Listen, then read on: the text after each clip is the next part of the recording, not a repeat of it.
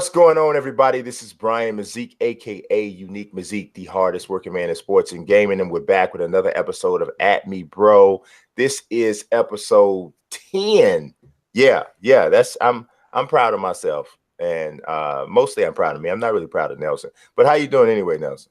I'm good, man. I'm prepared for your slander today as normal. Well, Listen, you have a 2 week pardon on your sensitivity and rudeness after is what that why? happened after what happened to the Chicago Bears. I feel like you're still in pain and you're still in I am. grieving mode. I am. You know what I mean? I So am. I'll allow for that as a good friend. Yes. But I'm sure that you have some pain yourself because the Knicks look almost as bad as the Bulls. Which before I step into the first thing I'm going to talk about, I'm going to remind everybody first and foremost, if you forget and you just get caught up in just looking at us, which I know can happen. Don't forget to make sure you leave a like on the video, and also don't forget to subscribe, share the video as well. We still have that goal of once we reach 10,000 cumulative views across our shows. Now, we're not talking about the segments that we do, the bit segments where we break everything out. We're talking about the full shows. Once we get 10,000 cumulative views, At Me Bro will then spawn its own channel. So we are excited about that happening. That should be pretty cool. But that'll tell us, that we're about ready. So that aside, I got to talk about pain. Pain. Pain is a funny thing, man. Pain makes people do weird things, And I'm thinking about doing something pretty weird because I don't know if there's ever been a worse time to be a Chicago Bulls fan. I really don't. It is horrible right now. Like, the outlook is so bad that usually, like, I got a friend of mine, right, who he calls me up and he literally begins the conversation by saying, I need to hear some of your infinite wisdom and some of your optimism on why I should feel better about fill in the blank Chicago sports situation, right? He called me today and he started the conversation out that way, talking about the Chicago Bulls. And I'm going to tell you, man, it's so bad that I mean, first and foremost, this team is not the least talented team in the NBA. It's not, right? Not by far, right? I'm not trying to say they should be in the top even in the playoffs right now or anything like that, but they're not the least talented team in the NBA. So you would think that would be some cause for optimism, right? But it's actually not. It actually feeds my pessimism. And the biggest reason why, whenever you have a problem that is as deep rooted as the Bulls issues, it always starts at the top, And some people go, "Oh, well, yeah, it's Gar and Pax." No, I go even higher than that. I'm going to ownership because Jerry Reinsdorf clearly, and people who are in Chicago probably are more aware of this than others, but Jerry Reinsdorf, the Bulls are very clearly secondary to him. He has made it known on more than one occasion, because he's also the owner of Chicago White Sox, that the Chicago White Sox are his major priority. He had mentioned once, I can't remember the exact quote, but it's something to the effect of he would trade the Bulls championships for another World Series ring. So this is his mindset, right? This is how he's a super rich dude who gets to have a bunch of toys that he can care a little bit about, or more about one toy than he has the other, essentially. So you got this guy at the top, right? And I'm almost convinced the Bulls won 6 championships in 8 years by accident. I'm almost convinced that almost happened. The general manager prior to Jerry Krause drafted Michael Jordan. Rod Thorne was the general manager. He drafted Mike. And then after that, Jerry Krause did a great job putting pieces around Mike, right? But I don't feel like Reinsdorf had to really sign off on anything. it was kind of like, okay, here, Jerry, here's your little budget to work with. And then Jerry worked his magic. He's one of the most underrated guys in Chicago sports history, right? Well, now he has a completely inept front office right now. I'm talking about just the work. I mean, from every piece of every way you can evaluate a front office, the Chicago Bulls front office is poor. The only exception only thing I would give them is they've done fairly well identifying some talent late in drafts, right? So the Taj Gibsons, the Jimmy Butlers, those I'll give them credit for that. But they have hired and fired 5 coaches now, I believe there is. I think maybe Jim Boylan is the 6th coach. I don't know of any management regime that gets a chance to go through 5 head coaches before they're removed. But they're not removed. So we're sitting here, we're looking at them, and we're suffering as Bulls fans, looking at what's going on. And the coach that you just brought in or that promoted is now, he thinks he's the dude from Full Metal Jacket. And he's got people, my rifle is my friend. What, dude, what are you? I mean, he's got guys literally doing push-ups, man. Got guys doing 2 and 4 hour practices in between on the same nights or days before you go into back-to-backs. So bad that he calls the near mutiny. The players go to the Players Association and file a grievance. They establish a leadership committee. Robin Lopez is fighting Chris Dunn in practice. Bobby Portis is, well, that wasn't on him, but still, I mean, there's a lot of garbage going on, and there's just no leadership. There's nothing there that says that there's anything that's going to change. And people are like, well, the Bulls are in a horrible position, and maybe they'll get Zion Williamson. I'm not even sure I would want to bring Zion Williamson into this mess. You know what I'm saying? It's like, I don't know. I'm just beside myself. Talk about pain. Yeah, I mean, because of all that. And now I'm gonna allow you to kick me while I'm down. No, I'm not. I mean, I guess I am. I'm probably gonna kick you while you're down. I wasn't going to, but it's hard to talk about the Bulls without inadvertently kicking you. Yeah, because that's the situation that's where they put you, man. Like, that's what you like to do. Here's the thing I'll say. Bulls just played the Lakers, and one thing that's apparent is that you guys have drafted better than the Lakers have drafted, kind of a lot better. I think Wendell and Lauri Markkanen are great young. That's a great young front court that you have to move forward with. And going into the draft going forward, if you guys get a legitimate young guard, from a talent standpoint, you can turn it around. And when I say from a talent standpoint, I don't know if I'm a totally agree with you. When you say they're not the least talented team in the league, I mean, they're close though, right? They're close. I don't know about that. Here's why. Like and I don't want to make too many comparisons to the Knicks, but we have Kristaps Porzingis sitting on the bench, who's a legitimate all-star player, and he's a high-level all-star, right? Yeah. Where you guys don't have a high-level all-star on your team. You don't have an all-star on your team. So, and that's a big difference. That's a huge difference. Oh, that's a huge difference. Especially you guys are that's just one team, though. As the Knicks, when we are missing our best player, which is bad because we're not good, even when we have him. See, I would beg to differ. I would say that the Bulls are more talented than the Knicks without Porzingis, but because we're talking about basketball and one star, almost superstar, makes that big of a difference, right? But I do think that the Bulls are a more talented team as they are. I mean, if you take Porzingis out of the picture, I think the Bulls should beat the Knicks 4 out of 5 times. I wouldn't go that far. I think they're slightly more talented without Porzingis, but we do have Porzingis, which is the point. No, I'm saying what I'm saying is right. My point is, though, let's not get distracted with the hypotheticals. We do have Porzingis, which makes you overall less talented. But that's one team. Yeah, but we're still not a playoff team, even if he's here right now, which is my point. So you guys are pretty far down, and we're gonna get into the rookies later. But the Suns, who are also a mess from a leadership standpoint, I think they are going forward more talented because there's today's talent and then there's your going forward talent. And when you're a bad team, and this is the situation that LA is in, you could throw LeBron James on a team if you want, But if your going forward talent doesn't have a high ceiling, you have a serious problem.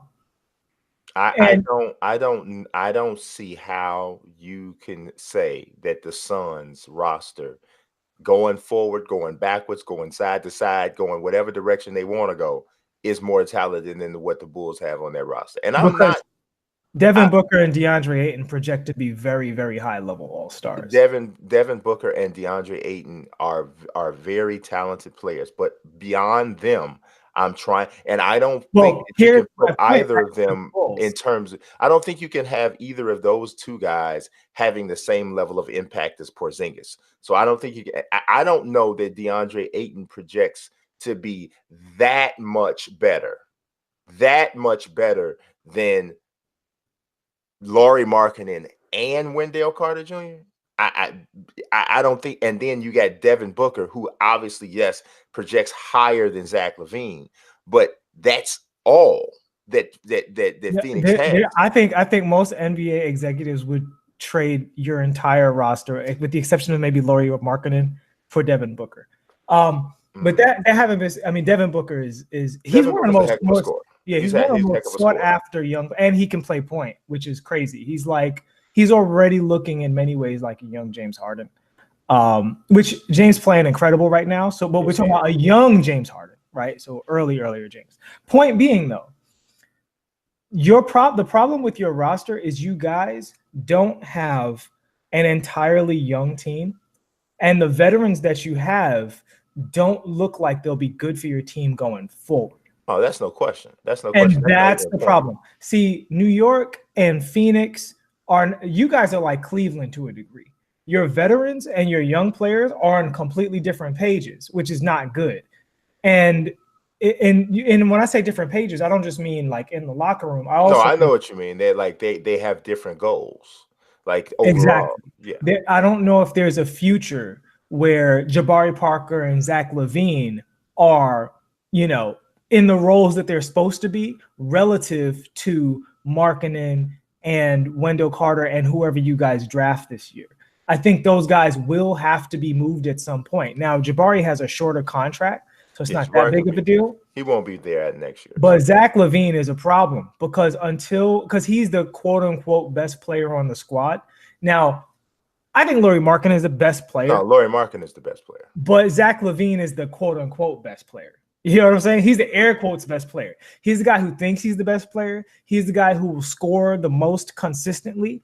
And so there's going to be a power struggle with Zach LaVine until he's gone or until a coach is there that can change the culture. And that's why I think you guys are the worst or second worst team.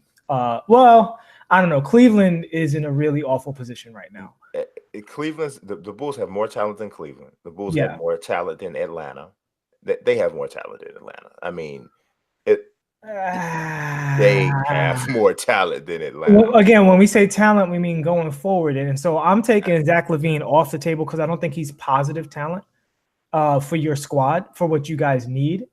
I see. I don't 100% agree with that. I think that he does need a coach. And he needs a coach that's going to say, hey, this is the system that we're going to play. And because Zach LaVine has a lot of the same capabilities that Devin Booker has. He just and honestly, so. Devin Booker's a really, really great shooter. And Devin Booker, how is Devin Booker a really great shooter and he's knocking down 32% of his threes this year? Because where is that really good at? And on what planet is that a really good shooter? It's the same thing there's a lot of guys who, for instance, James Harden, he hasn't for most of this year, he was not shooting well from behind the three-point line until he recently got hot. But everybody knows he's a great three-point shooter. I don't go about that rep. The rep stuff. Dude, no, it's not about rep, it's about form. And so but at some point they got to go in. And Devin Booker's only a 36% career three-point shooter in his career. That's not a great three-point shooter. But you look at Devin Booker's form and you say, okay, what we need to work on is his opportunities. And we need to work on it going in. I don't think Zach LaVine has the same ceiling as a shooter that Devin Booker has. Well, you know what?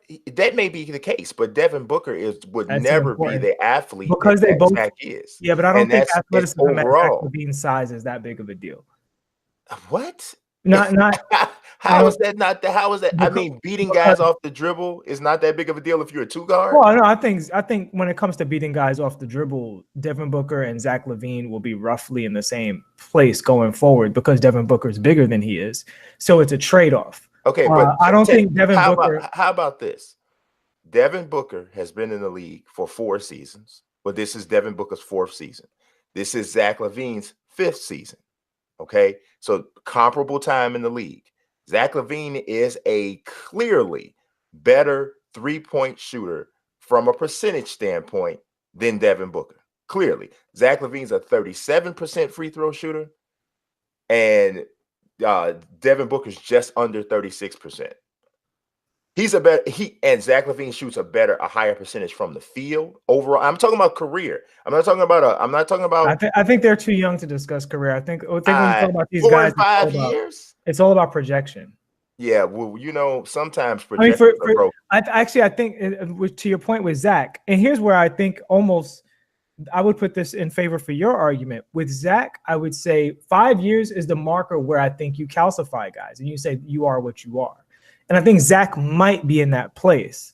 I think Zach this year means a lot. However, because Zach basically missed a year due to injury, there's kind of like does that year, do you take that off? And that varies from player to player. And that's his worst. That's actually his worst statistical year from an efficiency standpoint. Zach's not a super efficient player. He's not. But I think that there's some aspect of his that can come along for him because he's only 23 years old. And I think that he hasn't really played for a really good coach yet. I don't think he has. He's never really played for a good coach. He's been saddled with Chicago coaches his whole career for the most part. That's exactly what I said, though. I said that Zach LaVine, and we haven't talked about Devin Booker as a playmaker. Like I said, he can also play point, which is a big factor. But Zach can too. But I don't like Zach at the point. But that having been said, what I said about Chicago was unless either he changes or he's moved. And him changing, I agree with you, is predicated upon you guys getting better coaching. But I obviously, because of everything you complained about in the beginning, neither of us believes that's going to happen. But see, I think the original argument was about talent, not about projection.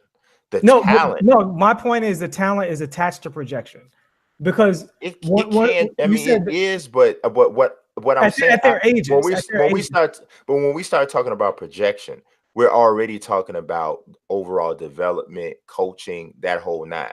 What I mean, and that actually goes to my point of, okay, this is what the Bulls are not getting, right? Yeah. They're not getting this.